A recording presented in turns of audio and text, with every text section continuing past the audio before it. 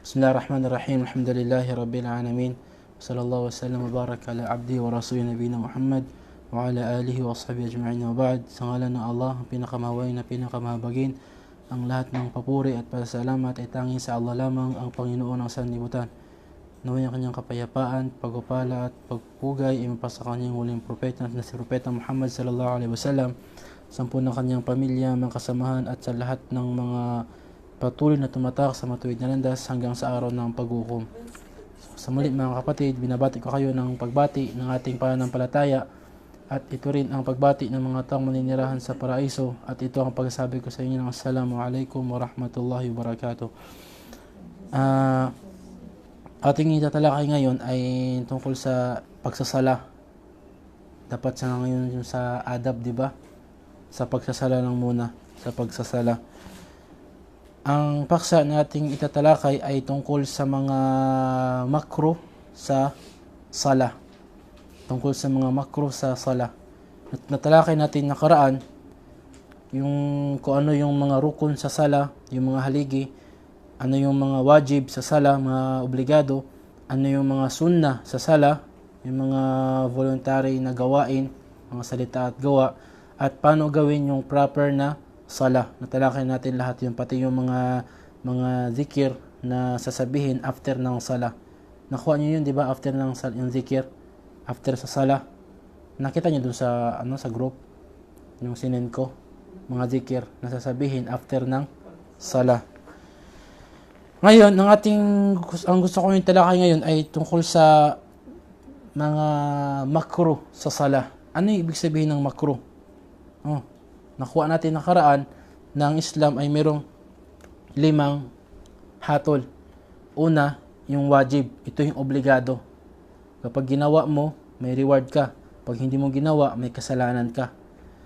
Yung opposite sa kanya ay haram. Ibig sabihin ng haram, ipinagbawal. Kapag ginawa mo, may kasalanan ka. Pag hindi mo ginawa, may reward ka. Pangatlo ay tinatawag na sunnah. Ang sunnah, ito yung ipinag-utos ng Islam, pero hindi inobliga. Sunnah, ipinag-utos ng Islam, pero hindi inobliga. Kapag ginawa mo, may reward ka, pero pag hindi mo ginawa, wala kang kasalanan. Kasi hindi naman inobliga. Pang-apat ay makruh. Makruh, ito yung ipinagbawal ng Islam na gawin. Pero hindi ka naman magkakasala kung ginawa mo. Kaso lang, hindi lang mainam gawin. At kapag ginawa mo, wala kang kasalanan, pero kung hindi mo gawin, may reward ka. Ito yung makruh. Panglima, ang tinatawag na mubah o yung halal. Mubah, sabihin, ang pinapahintulot gawin. Kapag ginawa mo, wala kang kasalanan, wala kang reward. Pag hindi mo ginawa, wala ka rin reward, wala ka rin kasalanan. Yung mubah, normal na bagay lang. Ang ating itatalakay ngayon ay yung makruh. Makruh. Busy sa may cellphone na. Ano step mo? Akala ko chat.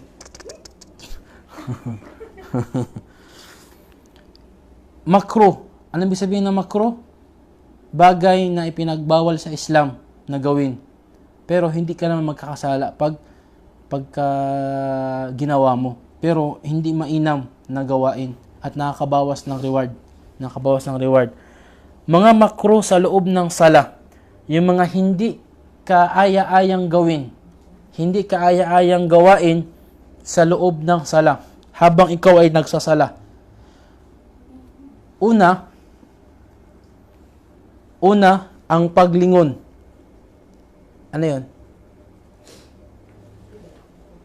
Ang paglingon ng iyong muka o yung katawan. Grabe. Pang Pasko yung sumasabay din sila.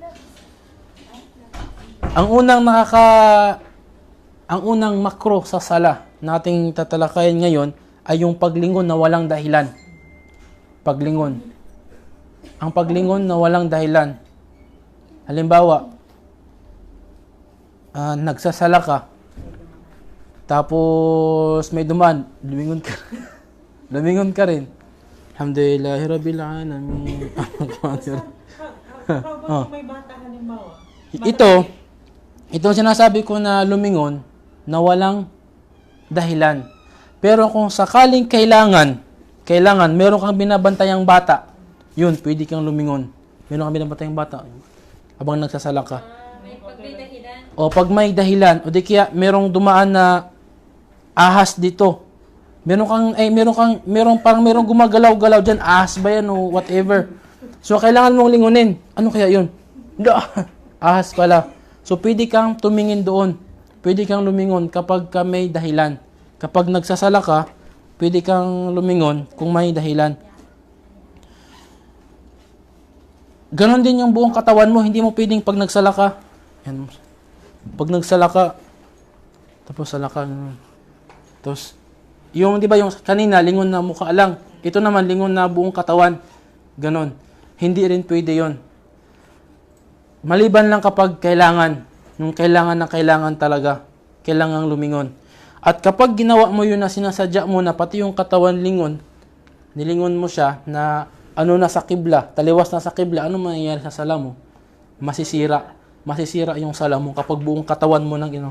Pero kapag lingon lang, yung ulo mo lang ginanon yung ulo mo lang ginalaw mo, hindi masisira yung sala mo. Pero nakagawa ka ng hindi kaaya-ayang gawain na mababawasan yung reward mo sa pagsasala. Pero, tinamin mo sa inyo na kapag kailangang lumingon, walang problema. Pag kailangang lumingon, yung meron kang valid reason talaga. Halimbawa, nagsaing ka, tapos nagsala ka, tapos kumulo na ririnig mo. Kailangan mong tingnan, kailangan mong tingnan. Yun. Pwede kang lumingon.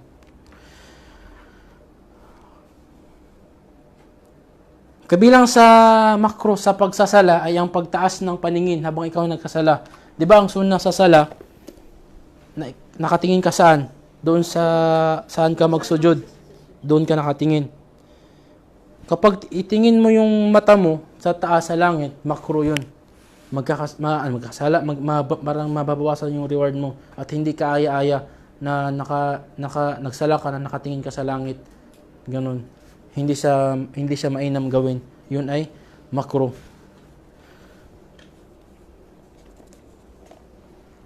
Pag may tanong kayo, sabihin nyo lang.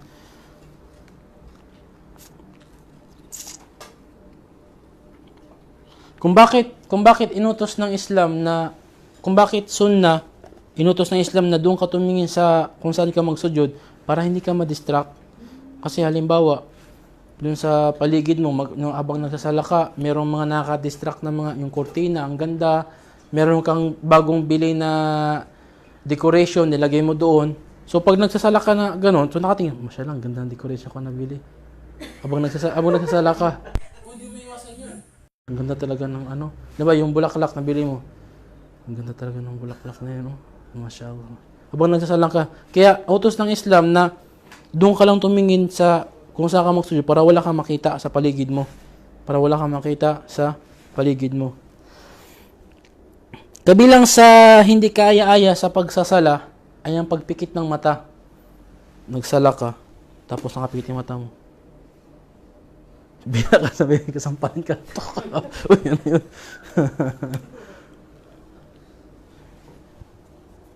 Paano naman kapag nagsujud? Sino dito yung pag nagsujud, pinipikit yung mata? Nagsujud. Pikit yung mata.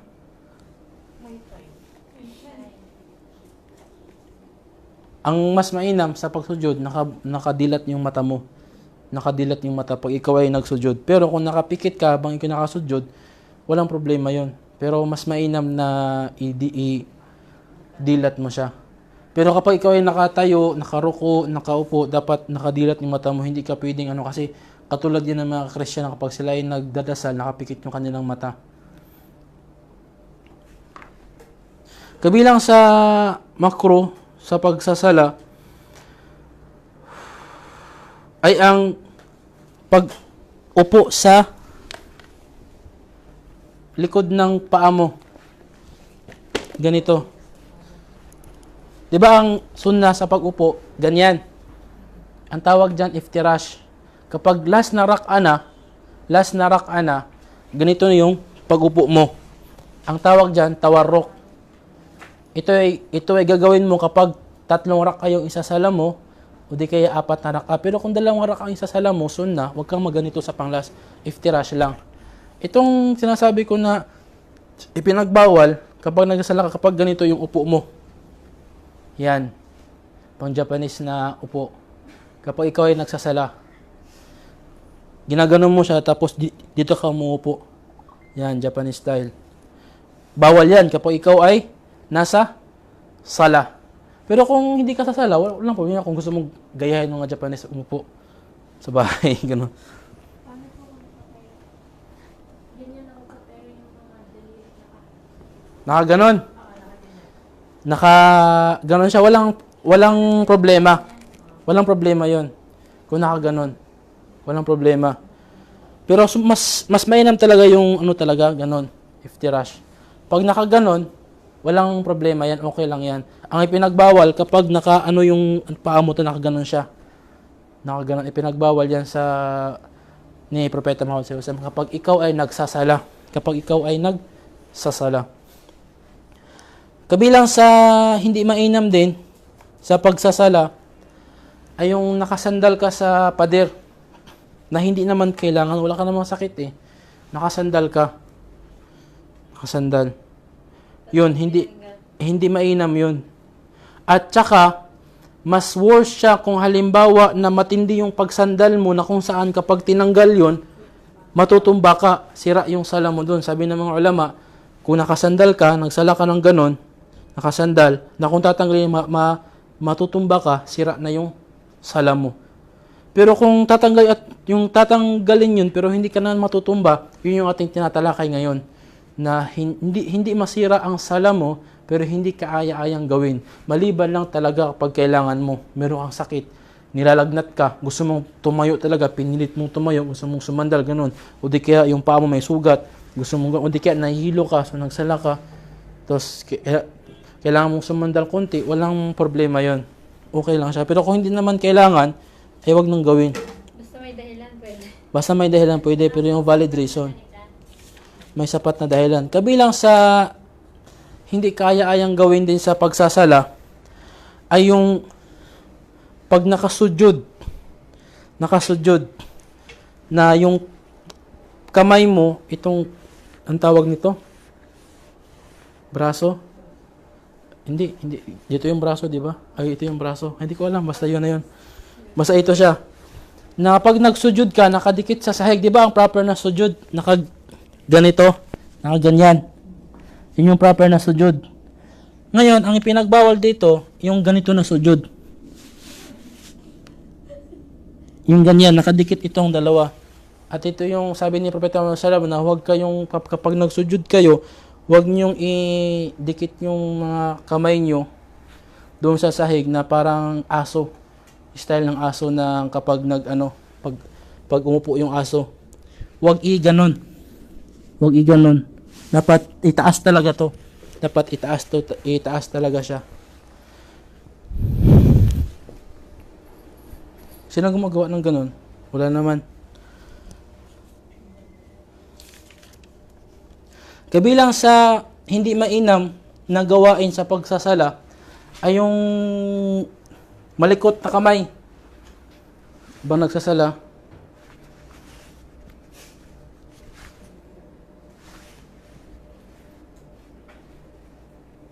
May nakita ko nagsasala, ganun kaya. Abang nagsasala? Ganun. Lawak ba? Bismillahirrahmanirrahim. Hamidah. Gumaganon siya. Oh, nakita ko. Katabi ko. Sabi ko, grabe naman tong tao na ito. Yung kuko niya, tinitinan niya kung may dumi ba. Ginaganon pa niya. Habang nagsasala. Malikot siya. Wala siguro yung time, Yung kanyang simag nito, ginaganon niya. Ginaganon niya. Malikot yun. Hindi mainam yun sa pagsasala. At yun ay kabilang pa sa nakakasira ng sala.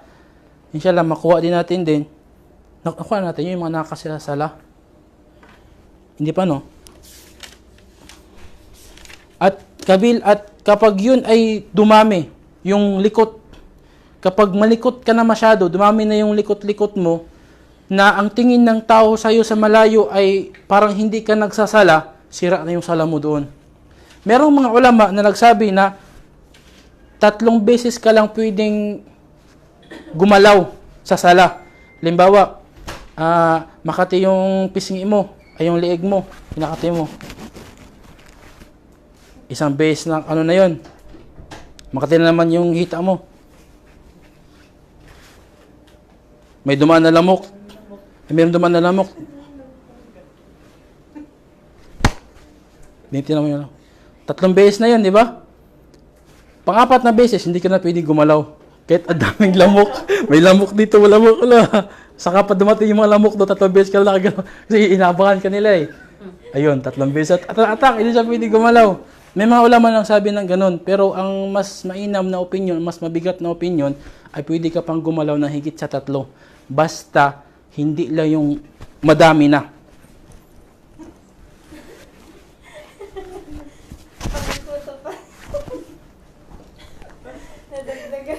Tapos tinitingnan po yung wallet mo kung dalawang bawi, hindi. Aba, nagsasala ka. Tapos tinitingnan mo yung cellphone mo, baka hindi mo na, ano. Tapos yung mata, pag ganun yung mata mo. Tapos, sabi ng mga ulama, once na ginawa mo yun, na madami na yung likot mo, galaw mo, sira na yung sala mo, ulitin mo yung sala mo. So ang point natin dito, yung galaw-galaw, na hindi naman kailangan, makruh, hindi kaaya-aya. Pero yung kailangan mo naman, halimbawa, maraming lamok talaga.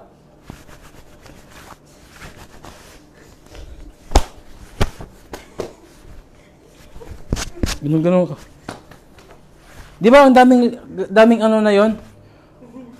Kung gano'n na dahil sa lamok, walang problema yon. Walang problema. Okay, ituloy-tuloy mo lang yung sala mo. Ganun. Makati talaga yung likod ko, sorry. Kinakamot ko na. Ganon. Pero kung walang ano, hindi naman kailangan, sira yung sala mo. Nakuha natin? Yung pagdungo, yung pagyuko, halimbawa, hindi pa oras ng ruko, magyuko ka. Dahil halimbawa, makati yung paa mo, sira yung sala mo dun. Kasi yumuko ka, hindi pa oras ng ruko. O di kaya may nahulog. Halimbawa, nahulog yung yan siwak nahulog. Tapos kailangan mong kunin. Kinuha mo. Sira yung sala mo. Kasi yumuko ka na, yung yuko mo parang ruko na siya eh. Hindi pa oras ng ruko. Nagbabasa ka pa ng Fatiha, o nagbabasa ka pa ng surah, o yung imam nagbabasa pa ng yung imam, surah, tapos meron ka nang kinuha sa baba. Hindi siya na hindi pa oras ng ruko, sira yung sala mo, ulitin mo yung sala mo. Pero kung halimbawa may nahulog na bagay, tapos yan nahulog. Kailangan mong kunin talaga. Kailangan mo talagang kunin. Kasi once na makita yan ng mga, yan, kaya hindi yan. Makita yan ng mga anak mo, talagang pag-aagawan nila, o di kaya pinagbawalan mo silang kainin yan. Habang nagsasala ka, nahulog dyan. Ngayon, kailangan mong kunin yun. O baka kahit anong bagay na kailangan mong kunin. Ngayon, paano mo kunin yan na hindi ka pwedeng magruko?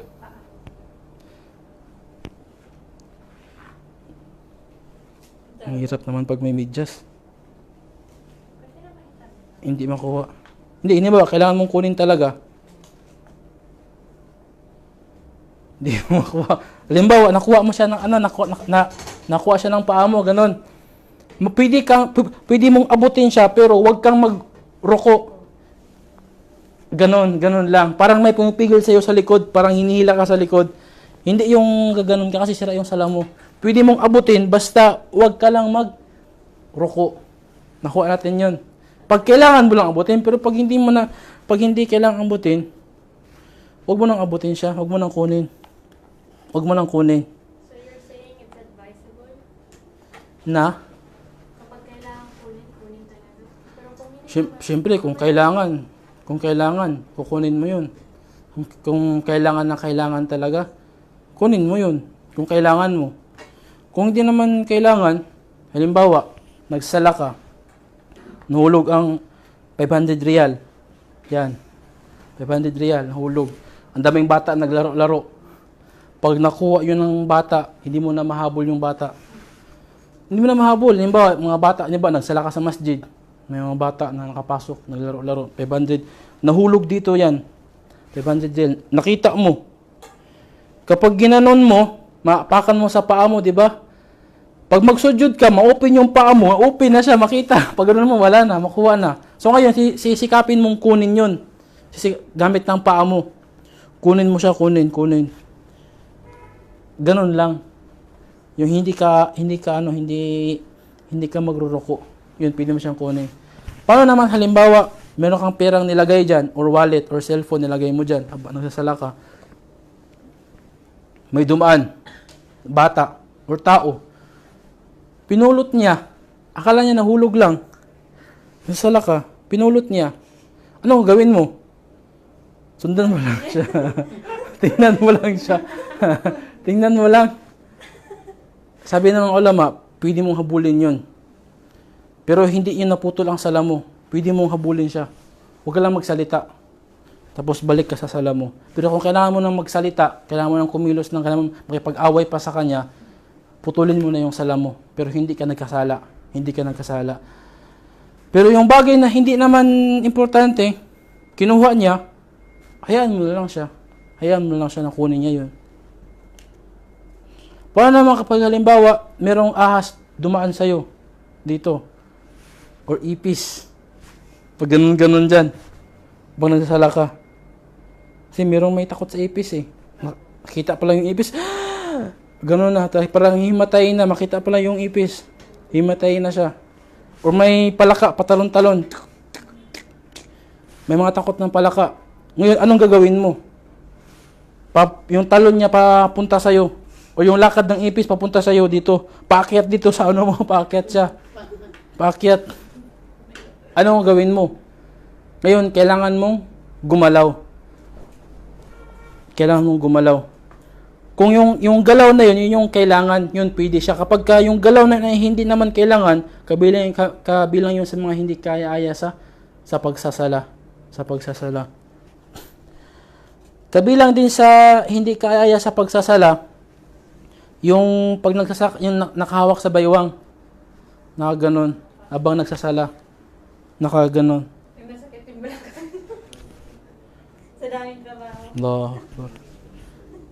Nakaganon. Pero kung hindi masakit, kung masakit halimbawa, ganun lang.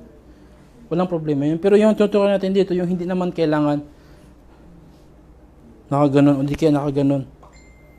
Nakahawak sa baywang habang nagsasala. Alhamdulillahi Rabbil Alamin. Ar-Rahmanir Rahim. Maliki Yawmiddin. Nakaganon. Hindi yun kaaya-aya sa pagsasala. Dahil sinabi ng mga ulama, kabilang yun sa katangian ng mga mayayabang. Kahit na hindi sa pagsasala, nakaganon. Sa tabi ng kalsada, nakaganon, naghintay ng tricycle. Para. Di ba nakaganon? Naghintay ng tricycle. Pero kung sa bahay ka lang, kung nagluluto ka,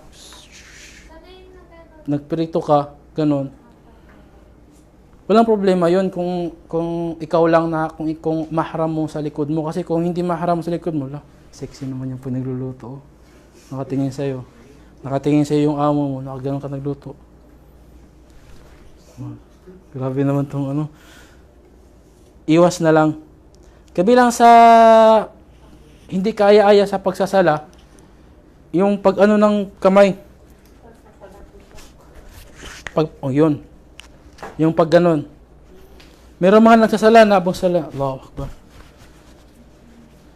Nakaganon-ganon. Hindi yun kaya-aya sa pagsasala. Kapag madami na yung paggalaw-galaw, na kapag yung tao na nakatingin sa iyo sa malayo, ay parang hindi ka nasasala, sira yung sala mo. Sira yung sala mo. Kapag madami mong ginagawa-gawa yun, sira yung sala mo.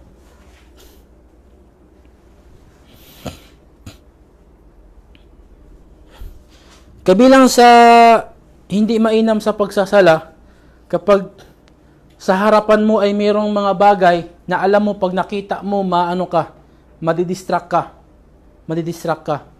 Halimbawa, yung mga magandang mga frame na sa harapan mo, wag mong gawin yun na magsasala ka na yung mga magagandang bagay na sa harapan mo. Dapat umiwas ka. Kasi once na makita mo yun, maaaliw ka doon. Yung decoration, yung frame, habang nasasala ka, nakalimutan mo na ikaw ay nagsasala. Isang beses, si Propeta Muhammad SAW ay binigyan siya ng regalo ng isa sa mga sahaba.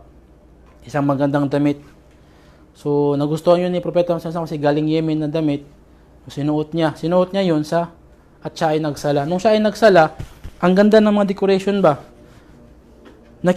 Kanya nakikita niya yung decoration. So, syempre, na-distract na yung concentration sa sala dahil doon, ang ginawa niya, after niya ng sala, hinubad niya. Binalik niya sa nagbigay. Sabi niya, pasensya na kasi nadidistract ako sa pagsasala sa itong damit na ito. So, sabi ng mga ulama, yun ay dalil, evidence, na kung ano yung mga bagay na madidistract ka sa iyong pagsasala, ilayo mo siya. Kaya nga, hindi kaaya-aya na gagamit ka ng sadyada na colorful, maganda yung itsura, ganon. Kasi habang nasasala ka, nakatingin ka nga dun sa kung saan ka makasulit, pero nandun naman yung mga colorful, mga magandang mga design. Kaya hindi mainam yun. Mas mainam yung sadyada, plain color lang siya.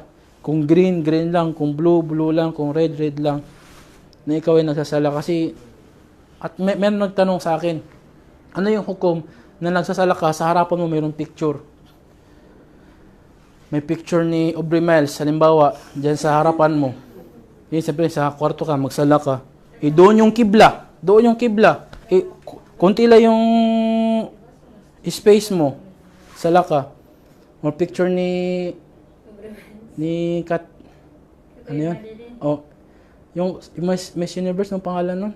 Si Catriona. Buti alam niyo, pwede ko alam yung nandun yung picture niya.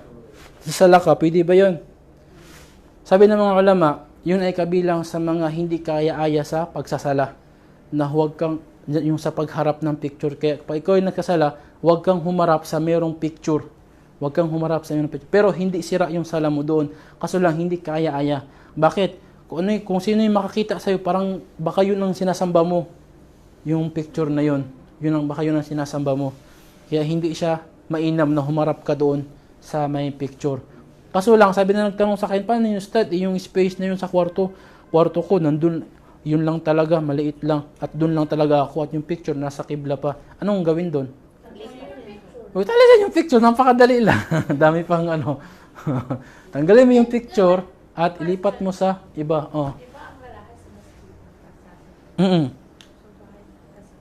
Oo. Ang lalaki sa masjid magsasala, anong meron doon? Bakit nagsasala sa bahay? Makuha natin yan inshallah sa sunod na klase sa pagsasala na ang wajib, obligado na sala sa isang lalaki ay doon sa masjid, except sa sunnah.